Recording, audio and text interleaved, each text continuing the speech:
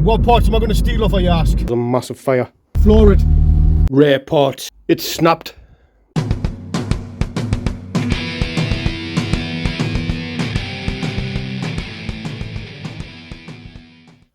Hello, welcome back to Retro Rebuild. Let's go and do a few burnouts in the Viva, and I'll show you like a running issue I'm having. And then we'll pop down and visit me at the green Viva and steal a few parts off her.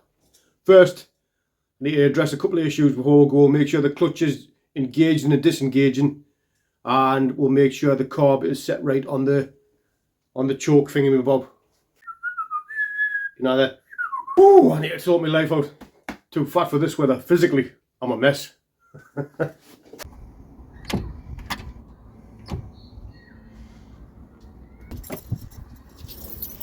Right, you ready? Pushing all the way to the floor on? Is that all the way to the floor? Yeah. Brilliant, all the way back. All the way to the floor again. Champion, thanks all.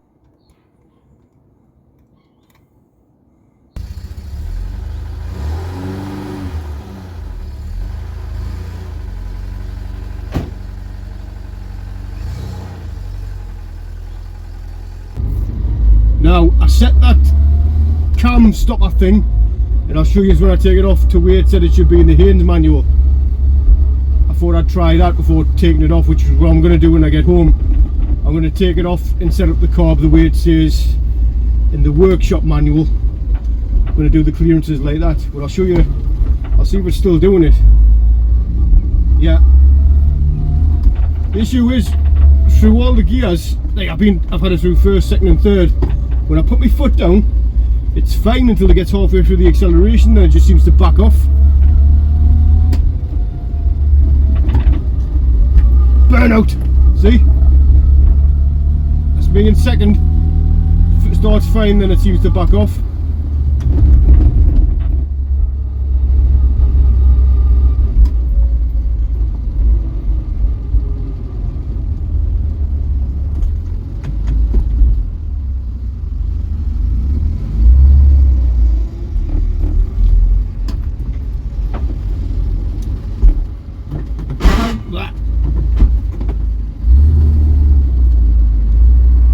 Mint in reverse.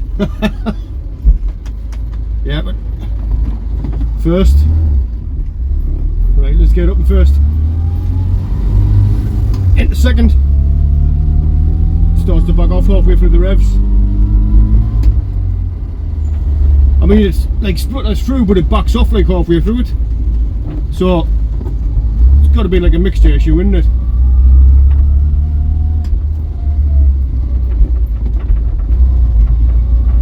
Take it and try and floor it again.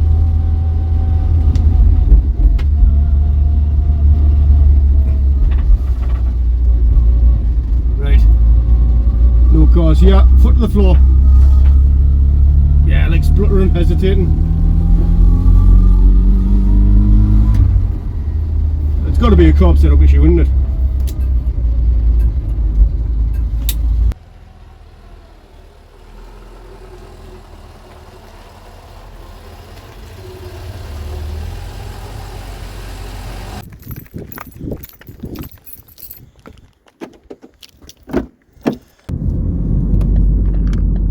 Service light's on. There is a light that never goes out. Right, well I'm heading to my dad's to pinch a few bits off the Salvage Viva. Well, not the Salvage Viva, the parts Viva. Well, not even the parts Viva. She will feature on the channel eventually. I'll have to do like a proper walk around of her and that. She needs welding, she needs some work. She did when I bought her. The story with that is, I paid next to note for it, like about 10 years ago. I bought the cheapest Vauxhall Viva HC estate in the UK. But yeah, I think when I bought her, it needed work then. And I didn't even, the guy had it advertised wrong, and I thought I was going around to look at a Viva saloon, which I always wanted. And I got there and it was an estate. I looked around it and I went, oh sorry mate, no, and I went to walk away and he said he was gonna scrap it. And I couldn't walk away after he said he was gonna scrap it, so I offered him scrap value for it and took the car. I didn't want to see it crushed. Fair enough, it has Sat in my dad's driveway for the last 10 years, but better than being crushed, eh?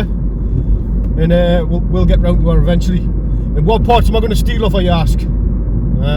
Wait and see when we get there. Driving in your car. There she is. The green machine. Now I think it's meant to be the actual old school bonnet latch on these ones, the one that pops through the grille. It's a little plastic handle on it, isn't it? But this one is actually snapped. And I've popped this bonnet a million times before, but typically I couldn't actually like find it. My dad's having a look there while I'm off doing something else, trying to find it for us, and I was thinking, hang on, I'll have a look as well. And I'm like, where the hell is it? Come on. Several hours later. Found it, Dad. Oh, you got it? Yeah, I knew it was like a jagged bit of metal.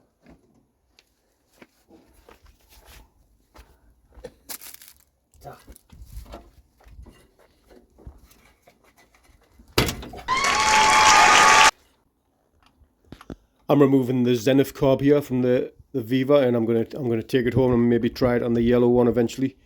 I've already, blooming heck man, I wait, spit it out. I've already disconnected the hard line, which is the fuel line on this to it, and it's 2 half-inch bolts that hold it to the manifold, and it's a different type of manifold to the side draft one.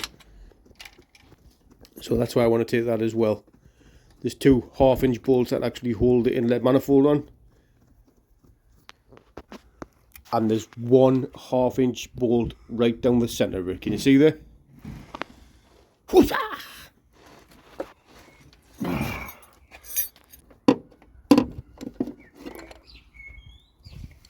Right, so I'm back from my dad's, and I picked up a few things off the Viva. I picked up some rear parts. Well, I'm guessing the rear. I've never seen them before, but I think these are inner wing section repair panels, which is good because I'm sure they're shot on the green Viva, but how often do you see them? I also have got an original chassis rail like repair section. So while I was there, I also picked up the Zenith downdraft carb from there, off the old Viva. The fuel rail, the like plumbed in type fuel rail, you know, the screwy in one. I also picked up old school type manifold off the earlier ones because I might try and look for a downpipe. Or it'll be easier for making it, you know, nah, never mind, we'll talk about that later. Also picked up the inlet bit to fit the downdraft carb, and I took the fuel pump off as well. I was scavenging for bits off the Salvage Viva. Not a Salvage Viva. Why do I keep saying that? I'm just borrowing bits off her. So I picked up this so I could run a downdraft carb. This is the downdraft carb, and the one on the Viva currently of the later models is a side draft carb. If you don't know the difference, the side draft carb takes its draft from the side, and the downdraft carb takes its draft from the down. Also picked up a coconut knockers bar when I was out. Thought I'd give one a go. Well, I like an occasional bounty every now and then. Well, I'm bounty hunter. No affiliation whatsoever. I'm not sponsored by knockers. Contract or not, I will not bow to any sponsor.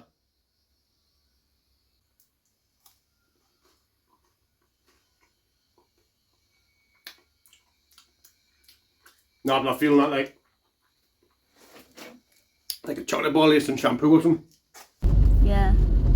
Right, Lucas has just got back from school and he wants to go for a run in the Viva.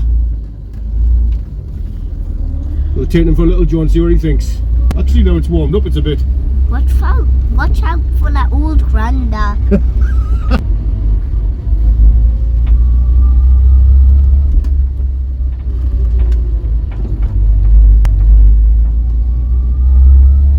Oh, battery light's on. Never mind the battery light coming on and the alternator belt being loose. It's snapped. Alternator belt snapped. Alternator belt, fan belt. Luckily enough, I rang a local auto part shop, and obviously they asked for my number plate, and I says, can you do a search on just the car make and not the number plate? Because I wanted to tell them Chevette. Well, they took my number plate, said absolutely nothing. And I said, what about Chevette 1256 or 1.3s? And they had a belt in for a Chevette. So, it's a stroke of luck. 10mm by 950. Gates V belt. Whether or not you can see that there, the sun's blinding today, like, there you go. My dad also said make sure like everything's in line. I think it was loose anyway, but he said make sure it's in line because the slightest bit might cause a bit of rubbing. And this bracket is on the back of the bracket on the alternator. So I think I'm going to pull it over and put it through the front to make it more in line with everything here. And then we're going to muck about with the carb. That's the new belt fitted. The new belt's got grooves in it, whereas the old one did not. The new belt is groovy, man. It's meant to have, is it 8mm play in it? Yep, it's got about 8mm play in it. Is that right, 8mm? I'll have to check the manual later. So, I need to take the airbox off and I'm going to adjust two things on the back of the carburetor. And then take it for a rip. Because then I know that if it works, it was one of them two things. If not, change the diaphragm, maybe have a look at the other thing and if she's not running right, then possibly chuck the other carb on her.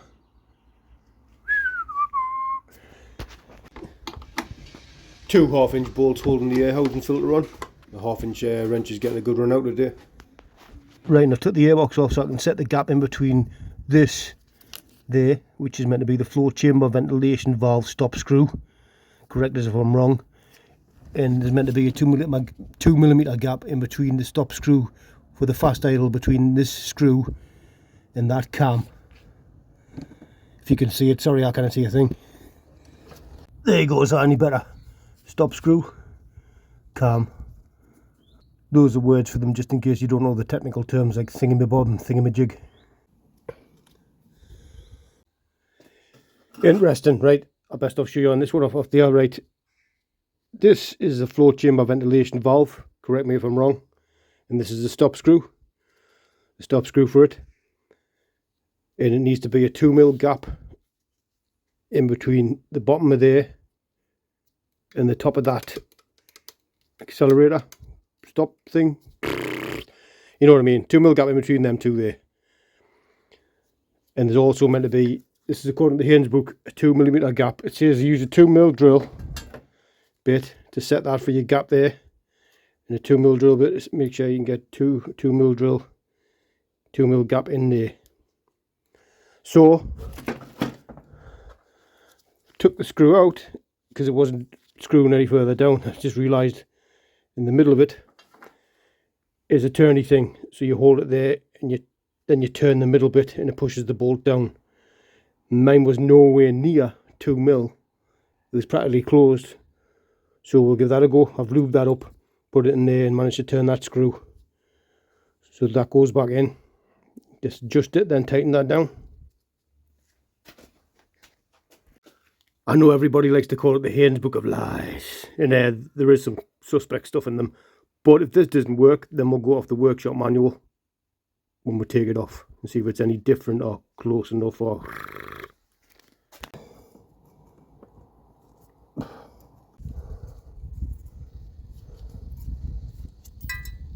Oh no.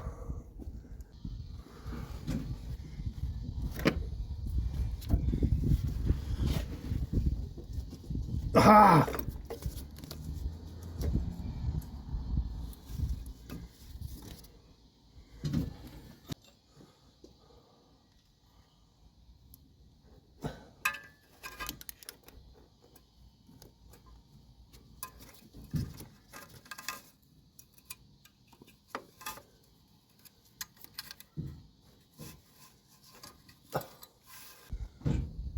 One of the best creations ever. So again, correct us if I'm wrong, but I've adjusted it on the car so you can get, there's a 2mm gap for the float chamber ventilation valve stop screw there. Adjusted that so there's a 2mm gap between that and that. Oh, hang on a minute. I've just adjusted that, so will the gap be different? Will be, won't it? And a 2mm gap in between there and there. I'll just double check. Basically, when I kick the car over, I want a 2mm gap there, a 2mm gap there. Correct us if I'm wrong, this is just what I read in a book last night. I'm remembering on, like, I'm no expert. Let's chuck the airbox back on, take her for a rip, see if she's any different, see if she hesitates when it accelerates, when it's fast idling. Let's give it a go. All we can do is try, isn't it? want it running at least before we go for the long journey, which is coming soon. Well, the long journey might be with a Weber carb on it. Who knows? If the only issue is this and this works and it's running sweet, then yeah, Weber carb for performance. What do you reckon? Airbox on, along with accelerator cable bracket. And someone had mentioned that I'm missing the bracket that stopped us bending. I've got it somewhere. I know I've seen it somewhere, so that'll go on soon. Goes on there to plate to stop that bending. Also, if I've been putting my air filter in the wrong way, I'm sure I read in the manual somewhere this rubber seal bit, look in that, the writing is that way on it. Is it meant to go in that way for the rubber seal thing down on there? Have I been putting this in wrong all along? Is this an overflow for the float chamber? Is anyone aware? Does anyone know? Is that true? Because if it is, I'd want to put a rubber tube on it leading off somewhere else maybe, rather than have it overflow into the manifold and cause a massive fire.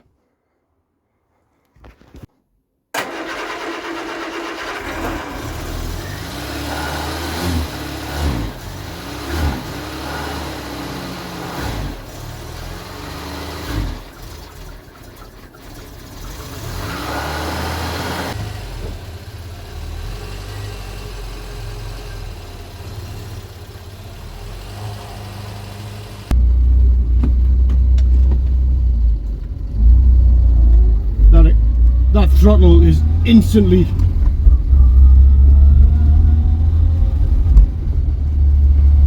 that throttle response is mint now. I've got the revs a little too high. Could do for a little bit more fettling, but it's definitely something to do with what I've done with the mixture and the carbs. I'll get down here and put my foot down. But I was messing about with the mixture screw again, so I'll be playing about with that. Woo! Bit of backfire.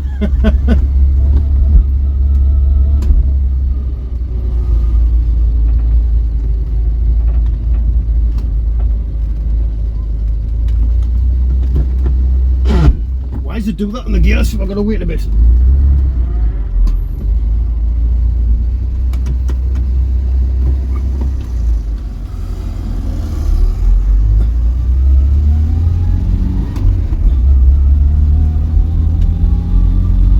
Not hesitating as much, pushing through them. I think I've got to run a little bit rich again, and the idle's a little bit high, but it's shifting better, like some fettling to do.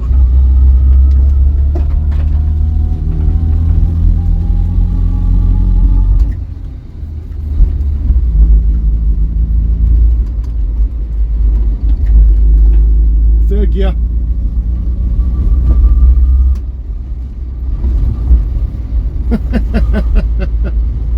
It's definitely the carb in it, because I've adjusted it, it's better. What'll I do? I'll tell you what I'll do.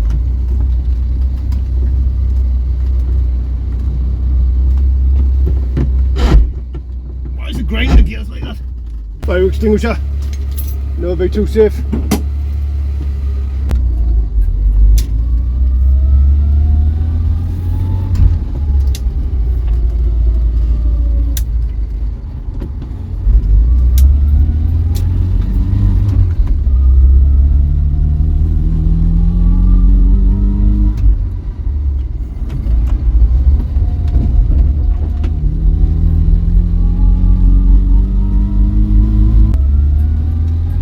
First feels like where third should be.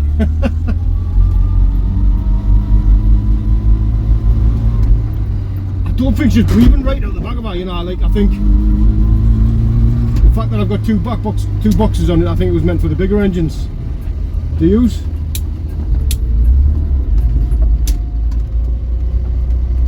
But fun anyway. Let's see if we can fettle it a little bit more.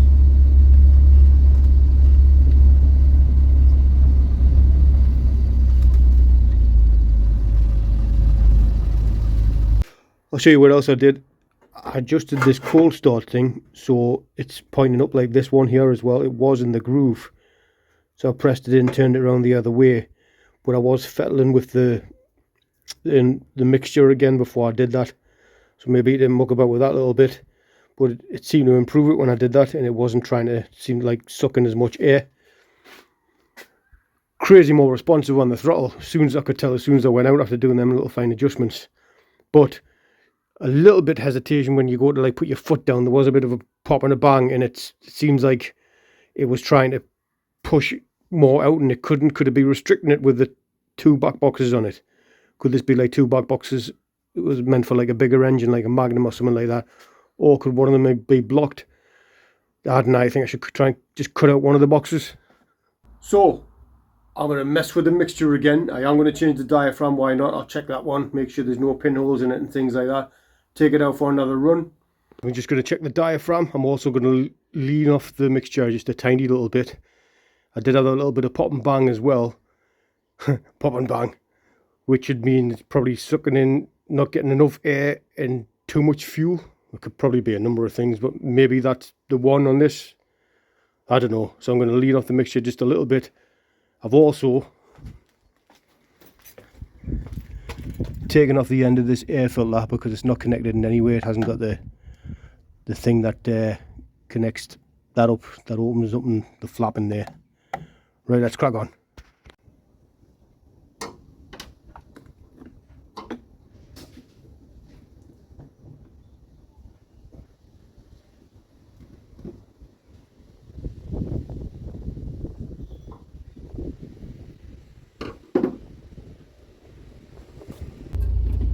Right, the diaphragm was absolutely fine, and what I did was basically leaned off the fuel in increments whilst pulling on the accelerator until it wasn't just cutting out anymore, and it seems to have done the job so far. Like,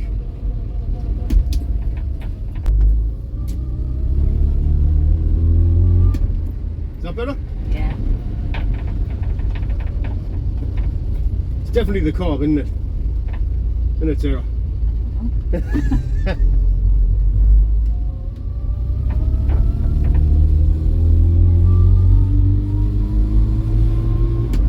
But I've leaned that off just as much as I did the other day when we cut out with the carb set right now. You feel comfortable with it now? It's better.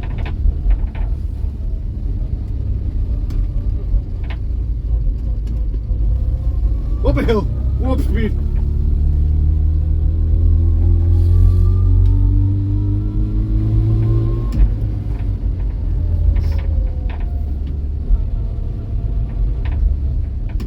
A lot better now, isn't it?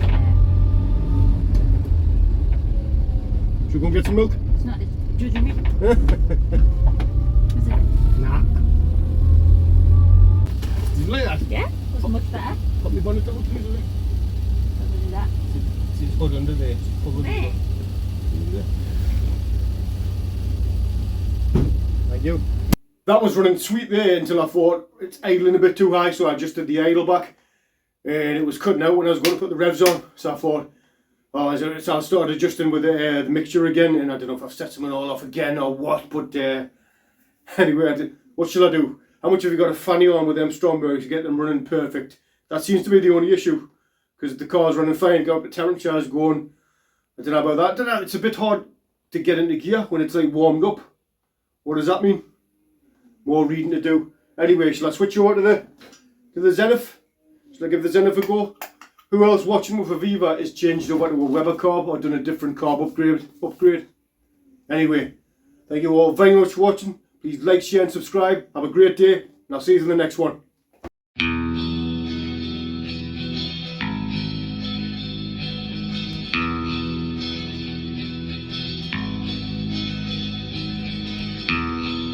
Behind your frozen eyes, skies ahead and laughter make me feel just one more thing than and even though that I despise the thing you're after, realize you're something more than I